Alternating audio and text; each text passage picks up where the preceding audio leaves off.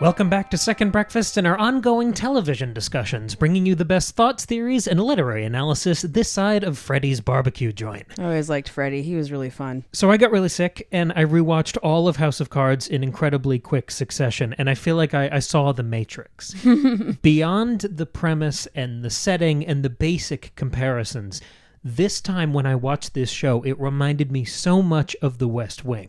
On more of a narrative level. Okay. So I want to talk about those similarities beyond the surface level. I have 10 comparisons, 10 kind of pinprick similarities that I want to play with, and then we're going to open up the discussion and try to figure out exactly when House of Cards becomes the West Wing. I'm really excited for this because when I first think about that idea, I think, oh, those shows are sort of two sides of the same coin. Like, obviously, they're about, a White House, a presidential administration in the U.S., but they have such different approaches in my head. The West Wing is, of course, very optimistic, not overly so, but it's hopeful, and it's sort of like, what if politicians were actually all really great people who wanted the best for our country, right? And what and watching them struggle and try to make that happen, compared to the deep cynicism of something like House of Cards, where everybody's terrible and literally a murderer. And it's like about those two different approaches to how we view politicians and people who govern us. So it's interesting that you found so many similarities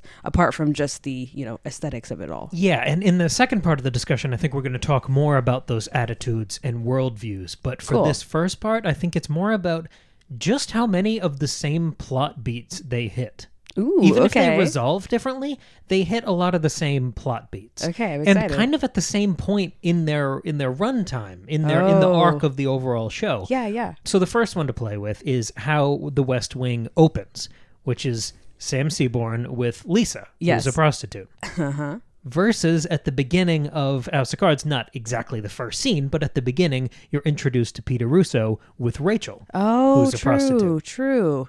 Obviously, they play out very differently. They sure do. But it's interesting that they both sort of start there. Well, and both Rachel and Lisa end up being this kind of like problem that they have to try and resolve. Yes. Interesting. And you think that Sam Seaborn and Peter Russo are going to be franchise level lead characters at the beginning, and obviously as time goes on, for various reasons, they both kind of fall by the wayside. So there's a similarity there. I like that. The second one, and I'm trying to start with more simple ones before we really dig in. The second one is the similarities between Leo and Doug. So both of these fictional Democratic presidents have chiefs of staff who are former alcoholics. Oh, that's true. Oh, I didn't even think about that. That's so strange. And Leo and Doug serve very different roles to these two presidents. But it's interesting they have that in character, and that them struggling with addiction is a constant major plot point for the characters. I can't believe I didn't make that connection. Now, to be fair, when I first watched House of Cards, I hadn't yet seen The West Wing. So, I watched these shows at different times in my life. But that's really interesting. House of Cards is one of the first shows you and I watched together. Yeah. In real time as it came out. It was so much fun. Yeah. The next one, the third one here, is that both shows have incredibly combative vice presidents who get pushed out. Okay, so Hoynes and West Wing, and then who in House of Cards? Well, the president is Walker when the show starts, and his VP is the guy from Pennsylvania who gets pushed out because after Peter Russo dies, he steps down to run for that seat in Pennsylvania because he was previously a representative there. Yes, and that's all orchestrated by Frank, so that he can get out of the way. Okay. So Frank takes his spot as VP. I gotcha. Okay. But the relationship between Walker and that VP, I'm spacing on his name right now. I don't know his name either, so it's fine. It doesn't matter all that much. No. But they have an incredibly contentious relationship, which is why this guy's okay leaving the White House to go back to Pennsylvania. Because he doesn't want to be there anyway. Okay. Yeah, because he's just on the sidelines constantly. Yeah, like every VP. In the same way, Hoynes and Bartlett have this never-ending tension, and they've got the blowouts, and they've got the drama with Josh. So both shows have vice presidents who get pushed out. I love that. That's very funny. The next one is that both shows kind of circle the drain surrounding conflicts with Russia.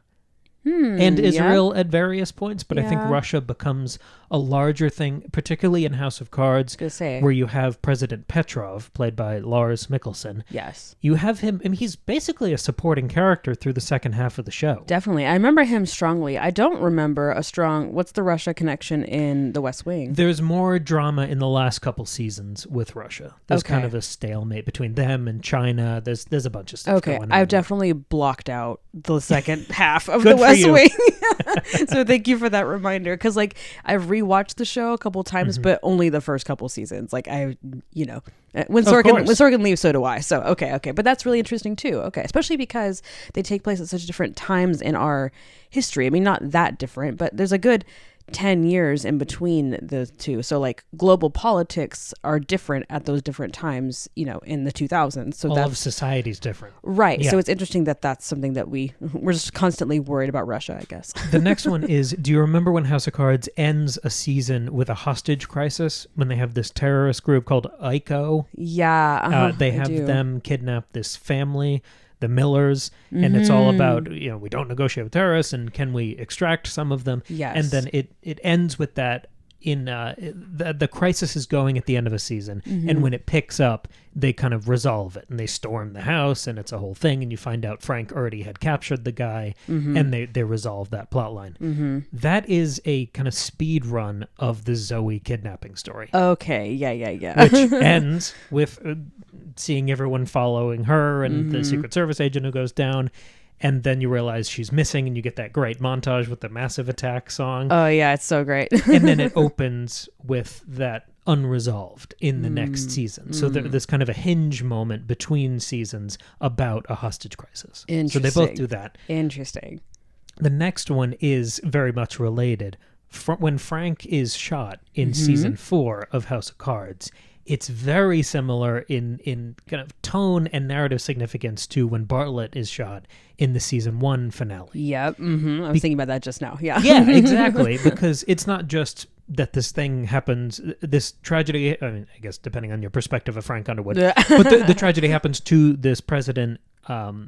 It's that it's what it leads to for the characters. It's the amount of reflection around them, where both incidents lead to a swirl of memories and flashbacks. Yes. So in House of Cards, you get the whole swirl of Zoe and Peter Russo coming back, and almost as ghosts in the Oval Office. Yes. Kind I of remember suffocating that. and threatening Frank. Yeah, while he's kind of in this like coma state, right? Is that how Yes. it goes? Yeah. Yep. Okay. Interesting. Yeah, because part of his organs are failing, and then he gets the donor, and Doug makes him jump the list. It's a whole thing. That's right. Oh, Versus in the West Wing, where you have the first 2 episodes of season 2, which are long strings of flashbacks Yes. and memories going through, how the Avengers were assembled, of how they recruited all the different people to the administration. right, but it's like played as like memories that are like playing through the minds of both Bartlett and Josh, who were sort of like unconscious, going through surgery, having been shot. Interesting. So it's the reflection in the aftermath of the shooting. And relative to those shootings and their aftermaths in House of Cards,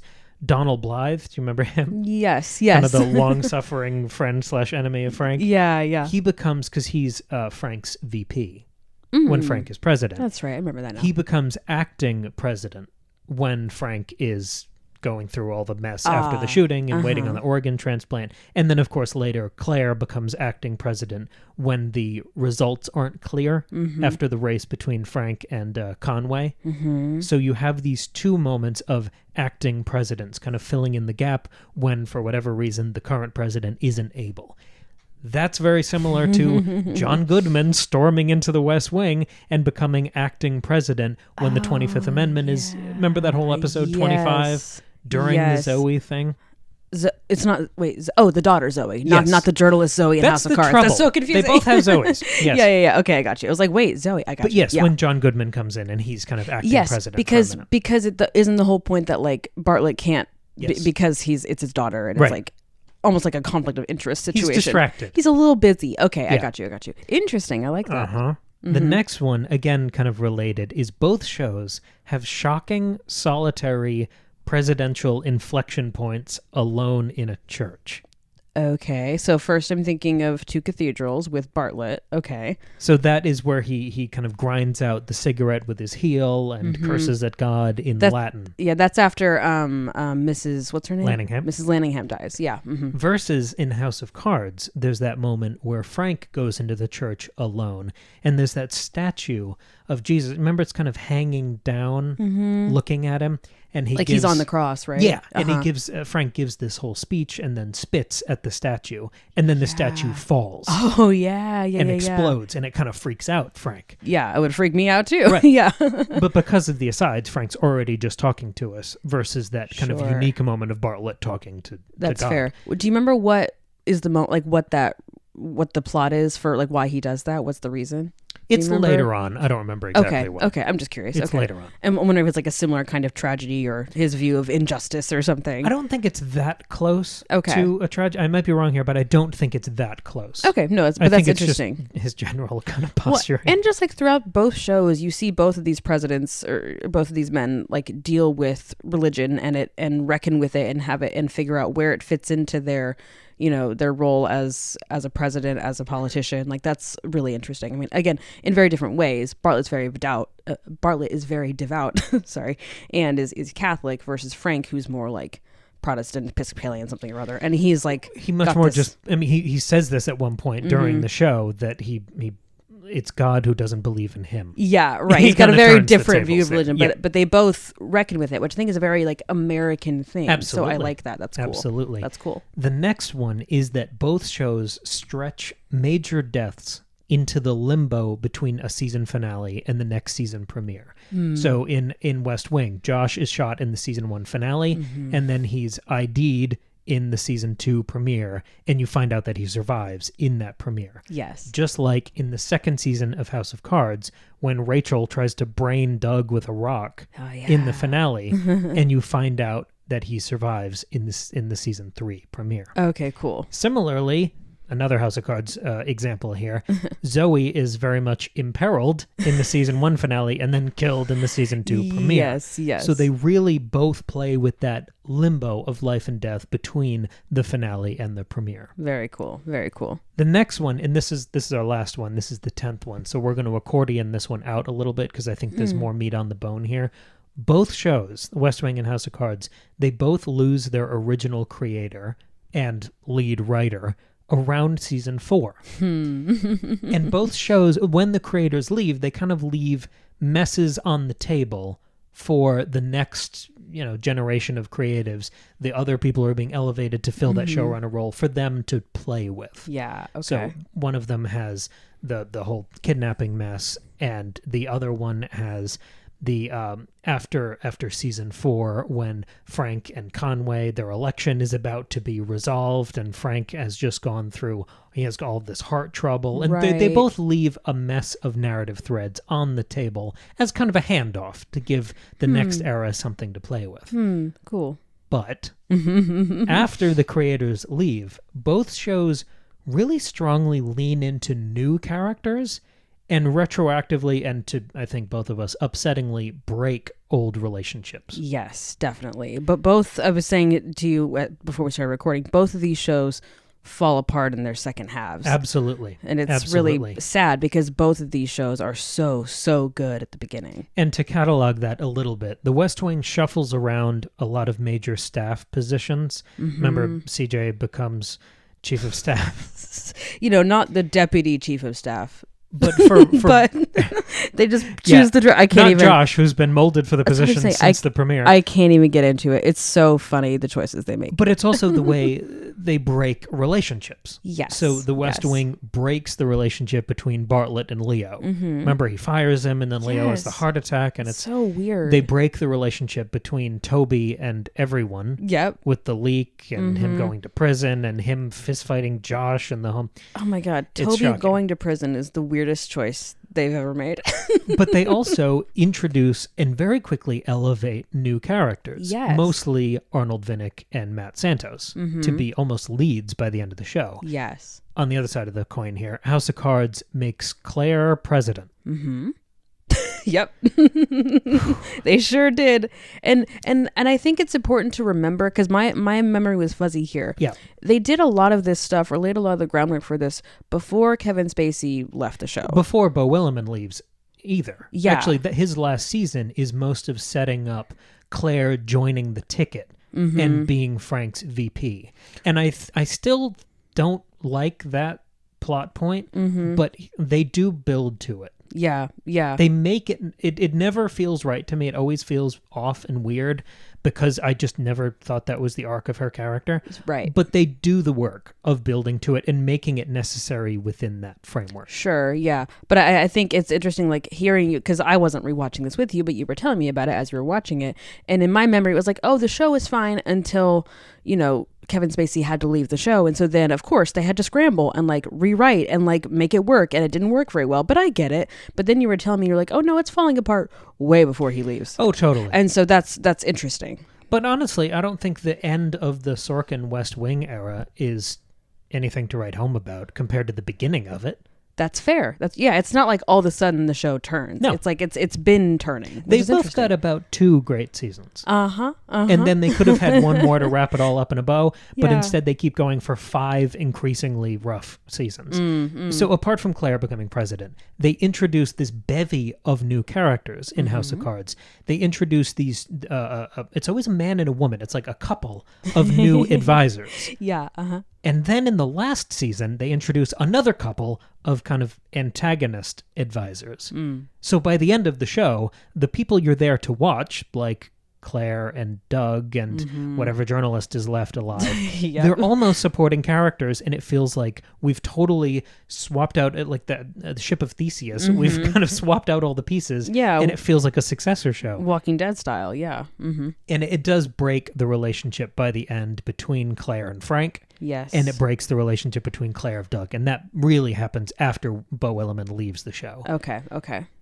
Both shows also, and this is another part of what happens after the creator leaves, both shows wildly slow down their pacing in the lead up to incredibly drawn out elections, and in particular, election nights. Oh, yeah, that's true. West Wing, you have like a 2-part episode for the election night, but obviously a lot of episodes around that, and the just immediate lead up to it. In House of Cards, you get most of a season about the result of the election being indeterminate. Wild to me. Like, it's an interesting idea because sometimes elections are drawn out, and it's like, of course, for the people directly involved, it's agonizing and a lot has to happen. But at the same time, it's like, what are we doing?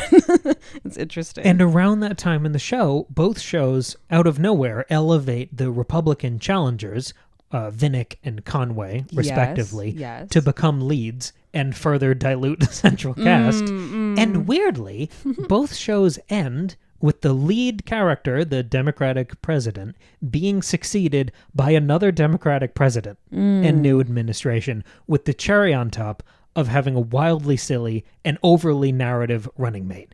Do you remember that Santos has Leo as his VP? No, but I thought Leo died. He does, but it's still dumb and overly narrative. In the same way, Frank has Claire as his running mate. Okay, and yes. then Frank dies, and that falls It's apart. yeah, it's like it doesn't make actual sense, but it's like for the show we have to put a character we already know, so that works. Yeah, Yes, yeah. they both have like sense. storybook moments of, hey, we need a lead character on the ticket here. yeah, right. Oh, that's so bad. So those are my 10 similarities. That's really interesting. I mean, of course, the natural next question is, I'm sorry, what's the creator for House of Cards? What's his name? Beau Willimon. It's like, did Beau Willimon copy Aaron Sorkin? And like, No. I think that's a silly question, but it is interesting that all of that is there. I wonder how, I mean, he must have been familiar with the West Wing. Of course. So like, it makes you wonder, again, not that he was like copying and pasting, but it makes you wonder how much of it was conscious, how much of it was unconscious, like, and what other influences is he taking? Because there are, of course, all these other influences on House of Cards. There's all the Shakespeare connections. There's 1,000 other things. There's the original British series and the books that it's based on. Yeah, right. So yeah, so what's up with that? Yeah. I think the place I want to start is, do you buy this? the similarities you've pointed out? Because implicit in my question is, when did House of Cards become West Wing? Mm-hmm. Do you think it became West Wing? Well, like, do you buy my premise? Do any of these similarities work for you? I mean, I don't know if it. I mean, become implies that they're the same, right? Or that they have a shared identity. They become shambling corpses of their former self. I mean, and they hit most of the same plot beats. I think I really do view House of Cards as a version of the West Wing. It's like it's either a bastardized version or a cynical version, like I said earlier, or it's a really pessimistic version of the West Wing. I think you enjoy House of Cards much, much more if you've seen West Wing. Like I said earlier, I hadn't seen the West Wing when we watched House of Cards for the first time, but I have since seen the West Wing, and I've since rewatched, I think, parts of season 1 of House of Cards, and I've thought about it and remembered it as you've been watching it, and I feel like that's given me a much better appreciation for it. So I think they are sort of, and in vice versa, in watching the West Wing, I had already seen House of Cards, and so that was interesting too, because I had seen, again, this really dark, cynical, pessimistic take on American politics and government, and now I was getting this whole different side of it. Interesting also that your main characters are in the same party in both shows. It's not like, oh, one is about how bad the Democrats are, one's how great Republicans are, or vice versa. Both of them are about Democrats. And so that's interesting.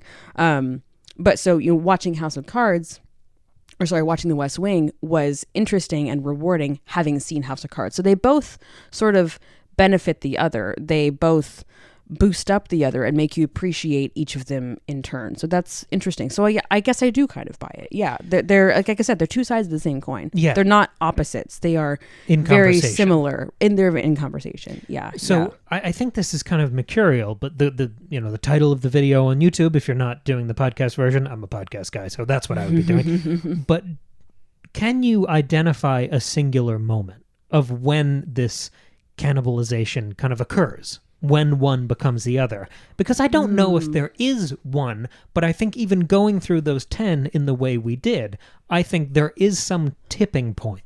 Okay. Where do you think that is? Because I can't really identify it, especially because I think one of the things that makes the West Wing for me is the ensemble cast, and that's established from the get-go. House of Cards, you start in on Frank, and then you start to expand out as his network, as his, tentacles seep into other people. And so your network expands, and like you were saying, the cast grows a lot more in that second half of the show. But West Wing always had a cast like that. And so that, for me, is central to the West Wing identity. West Wing starts as an ensemble. I think House of Cards becomes one. But one of the things I noticed on this rewatch is how good, not counting the last season or two, how good I thought the show was at introducing characters, which is something I'm always hostile to. I never like new characters. House of Cards was? Yes, really good at absolutely. It? Yeah. Because the characters you come to really invest in, a lot of them aren't there right from the beginning. Remy Danton, Jackie Sharp, a lot of these people who become old hat, or even the smaller arcs you get of people like Peter Russo, of people like Rachel, or even Meacham. Yeah. Or Rachel's girlfriend. Is her name Lisa too? I think it's That's Lisa. Very funny. That's so confusing. There's a lot of crossover with the names here. Yeah, it is Lisa. But it's also people like Tom, the biographer. Oh, yes. The author. And a lot of the kind of ancillary press figures. They end up having Nev Campbell's in there from Scream. Yes. I like a lot of those characters. Or Seth Grayson. Remember him? He's the Allison Janney. He's the CJ, yes. I guess, of that. Okay. He leads all the press briefings. Yeah, I remember him a little bit. Yeah, exactly. He's one of the guys who's always there, but never the focal point. And you never remember his name. Doug chokes him out with a glass. Yes. And he flips the chair. I remember him now. Yeah. A lot of those characters, they really become part of the fabric of the show. Or even people like Raymond Tusk. Yeah. A lot of the enemies, or even I think Petrov is usually well done, that Russian president. Yeah, sure. So I really liked the way they developed their ensemble. I didn't resent the new characters like I always expect to. Interesting. But I think back to this question of what you asked me, of when did this show become the West Wing? Is there a singular moment?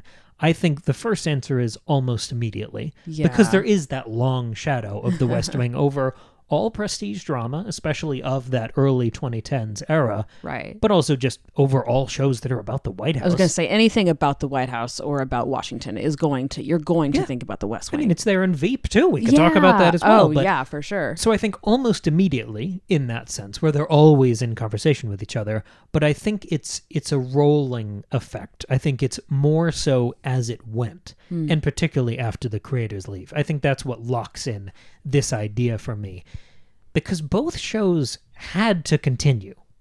It stopped becoming a creative pursuit after a while. Sure. They both, I think, became victims of their own success. I was going to say, it's because they kept them going because the shows were so popular. People loved them. Yes, and they were kind of pioneers for their networks. The Emmys that West Wing was winning. Yeah. The amount of prestige that was bringing to network television at the time. Right. And then, of course, I keep doing that. House of Cards being, I think, the first breakout Netflix original. Yes. Meant the longer the flagship continues, the longer we have that to hang our hat on. I mean, that was definitely the first, streaming shows, Netflix originals, the streaming era is here. Like, that was what set it off.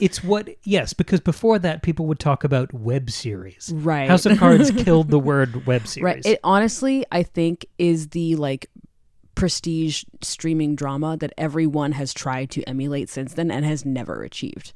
And I'm not counting HBO because they've always been on cable. It's a separate thing, right? But they release episodes weekly. They still follow the TV model that somebody like Netflix never did. So I don't think anybody has managed, except maybe The Bear, no Hulu original or anything has managed to reach the same heights that seasons 1 of 2 of House of Cards really did. This is apart from the ending, this is the only Netflix show worthy of being called an HBO show.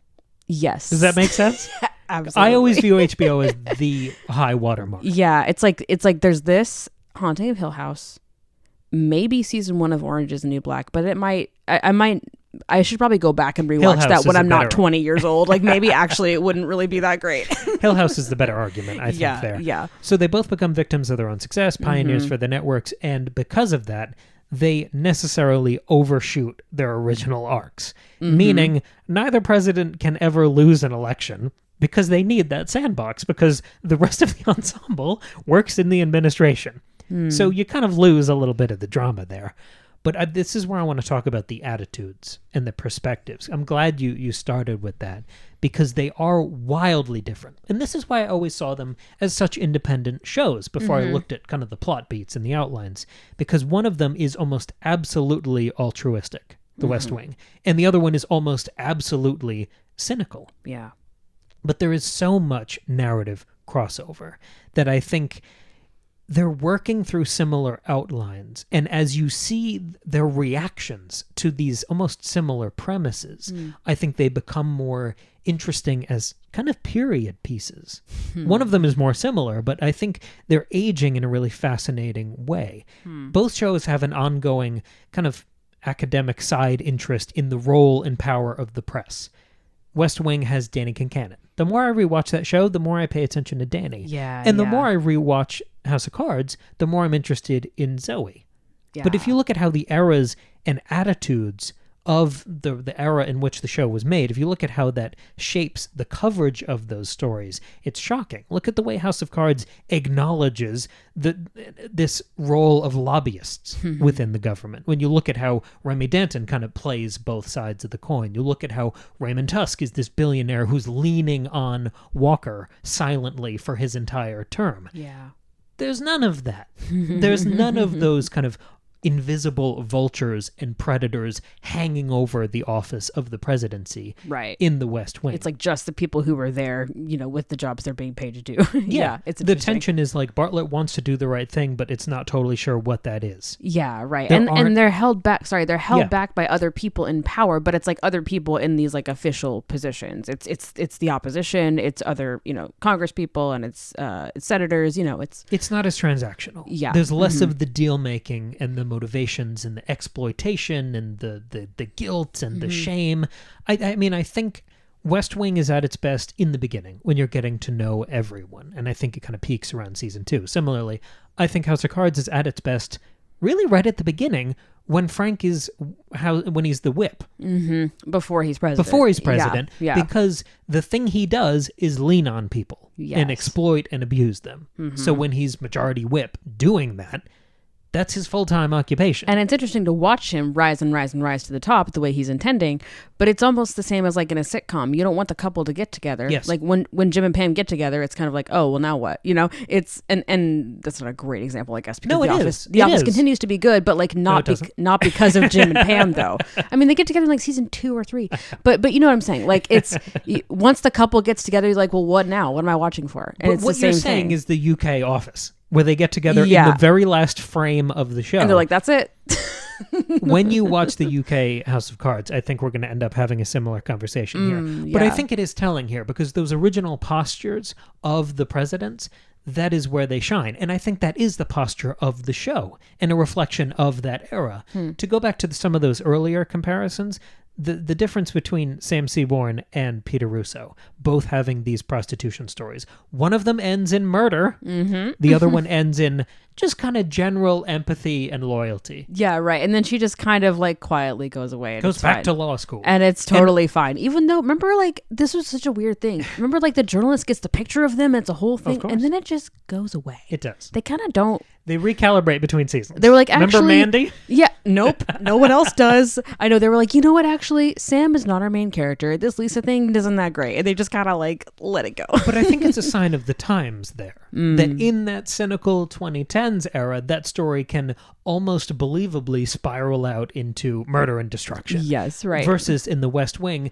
Bartlett stands by Sam. And there's a general empathy and understanding from the populace. Yeah. And then we move forward, and he's still the key speechwriter for the president. Yeah, right. It is interesting also to think about like why these shows have such different perspectives. I mean, part of it is like it doesn't have to necessarily do with the time in which they're made. I'm going.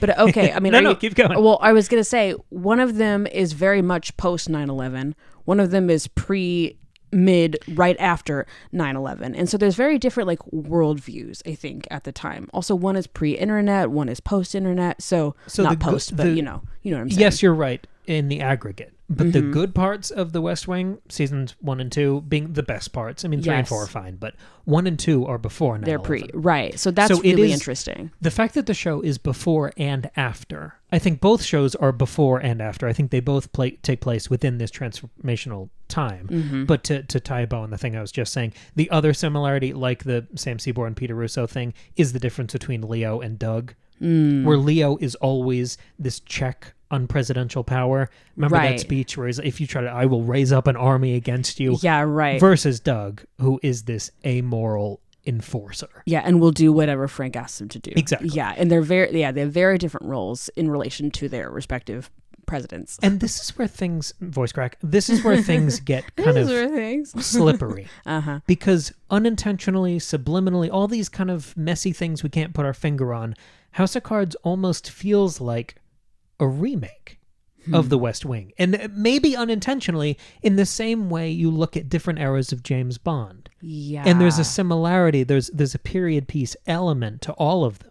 Where House of Cards and West Wing, it's almost like the same premise playing out differently because they're being executed in different times. Right, when there are different attitudes and worldviews and outlooks, And they both, like you kind of spotlighting earlier, they both take place in very turbulent and transformational times for the country. Where if you just look at who is president, obviously there are world events that I'm glad you jumped on there. Yeah. But if you just look at who's president, West Wing starts with, it goes from, it's basically the transition between Clinton and Bush. Yes. And similarly, House of Cards is the transition between Obama and Trump. And I think the effect of those changeovers is the darkening of both shows. Sure. It is the souring of those original attitudes and this endless escalation of narrative tensions. I also wonder, now that I'm thinking about it, maybe it's not maybe 9/11 is not the inflection point. Maybe it's more like 2008 recession.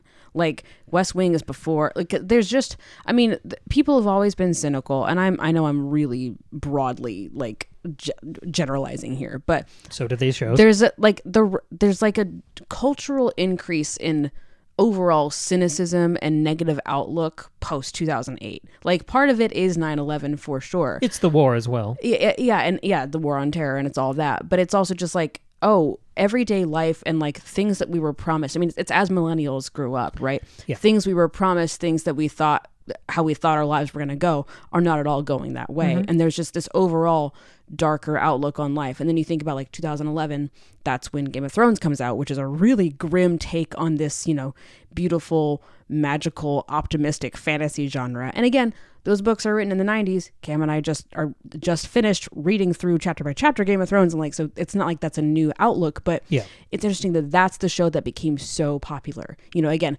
post 2008, and in that, like, as in the 2010s era. And so like House of Cards fits very naturally into that worldview and idea compared to something like The West Wing. Both shows lose their creators. Both shows get rocked by real world politics. Both shows grapple with changes in administrations. It's strange because I don't think they ever set out to be similar. Right. But in retrospect, I think there's almost an unending laundry list of similarities and ramifications. Yeah, I don't think they sat down and they're like, okay, let's make West Wing but dark. Like, that's not what they were doing, but that's sort of what ended up happening, which is a really interesting reflection on, I guess, societal interests and priorities and preferences. I want to throw this question to the audience as well, because it's not just about us chewing on these things. It's you guys enlightening us in the comments, whether that's on YouTube, emailing us, secondbreakfastpod@gmail.com, or in the comments over on Patreon, $2 a month, support the show, get all of our bonus episodes. When do you think House of Cards becomes The West Wing? Yeah. Do you think that kind of slide that I've been trying to chronicle here, do you think any of it's intentional? Do you think it's just purely sign of the times, incidental? What do you think of this idea? What do you think of those similarities? Are there any more similarities that you've noticed? Are there any other shows that like have like similarities with these shows? Maybe they're not, maybe it's not as linear. Maybe it's not as like, maybe it's not about a White House. What, you got your hand raised? What are you thinking of? Cam, can I call on you? What do you think? Just as a little coda here, Billions. Oh, Billions. You remember Linda Vasquez in House of Cards? Yes. She comes back in Billions towards the end. Cool. And it plays a really interesting role, but obviously also Peter Russo. Yes. Coming back in the last 2 or 3 seasons. And I feel like, well, sorry, finish up. And you'll watch the show eventually, but spoiler, a part of his big arc is running for president. Oh, interesting. So yeah, there's a lot of weirdness there. Also, the more bitter, cynical, everyone is a deal maker, playing on self-interest. Yes, there's a lot of that lineage and there. I think there's a whole other discussion to be had about where Succession fits into this, but I guess we don't have time for that. No. But this has been a really fun discussion. We've got a whole second episode coming out later this week about House of Cards. Am I correct? Yes, we do. And just as a little preview to set that one up, that one will be out on Friday. And when I was making all my notes, when I was rewatching this show, I realized I had 2 episodes here. So I smartly cut them in half instead of just doing a general one that ran for an hour. So that one, the thesis there is the House of Cards never fell. Cool. And that one is about the lack of comeuppance. That one is about this relay race of the expose about the Underwoods going between all the reporter characters that never comes out, that never brings them down. Awesome. And it's really a broader conversation about the implicit promise you make to an audience, about abandoning your premise. That's going to be a really fun chat that'll be out on Friday. Yeah, so very excited for y'all to hear that one as well. Thank you very much for listening to this one. Thank you, as always, for supporting the show and checking out the bonus episodes over on Patreon. And we will be back in just a few days with a brand new House of Cards discussion. Perfect. Bye.